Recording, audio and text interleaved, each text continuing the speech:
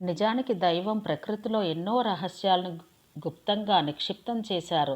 భగవంతుడు బుద్ధిజీవి అయిన మనిషిని సృష్టించి అతని చుట్టూ అడుగడుగునా ఎన్నో విషయాలు బోధించే గురువులను ఏర్పరిచాడు. గురువులే ప్రాణులు. అదెలా అంటారా? చిట్టి చీమను చూసి కష్టించి పనిచేయడం ఎలాగో నేర్చుకోవచ్చు. పడిలేచే కడలి కెరటాలను చూసి పడినా కూడా తిరిగి ప్రవహిస్తూ పరుగులు తీయడం ఎలాగో గ్రహించవచ్చు. లోకమంతా పురుగను విదిలించిన తన గూడులో తనే తపస్సు చేసి తప్పించి లోకాన్ని తన వెంట పరుగులు పెట్టించడం ఎలాగో సీతాకోక చిలుకను చూసి నేర్చుకోవచ్చు. చిన్న చిన్న పువ్వుల నుంచి తేనె చుక్కలను తెచ్చి పరిశ్రమతో ఒకచోటికి చేర్చే తేనెటీగలను చూసి కృషికి ఉన్న గొప్పతనం తెలుసుకోవచ్చు.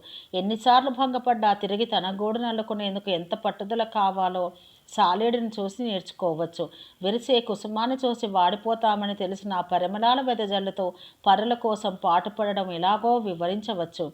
కోయిలను చూసి బాహ్య రూపం ఎలా ఉన్నా మధురంగా పలికితే విలువ పొందగలమని చెప్పవచ్చు. చిన్న చెట్టును చూసి తాను ఎండలో ఉంటూ నలుగురికి నీడనిస్తూ నిగర్వంగా నిలబడ్డం ఎలాగో చెప్పవచ్చు. వీచే గాలిని చూసి నిస్వార్థ సేవకు నిదర్శనం అంటే ఏమిటో విలువ తెలుసుకోవచ్చు. పండు వెన్నెలను పంచే చందమామను చూసి పరులకు ఆహ్లాదం కలిగించడంలోని పరమార్థం ఏమిటో విలువ కట్టవచ్చు.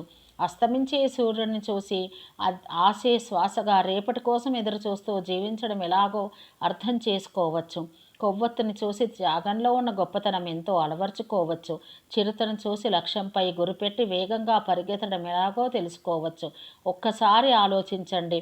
అల్ప ప్రాణులే ఇన్ని అద్భుతాలను చేయగలిగినప్పుడు అత్యుత్తమమైన మానవ జన్మ పొందిన మనం ఏమీ సాధించలేమా?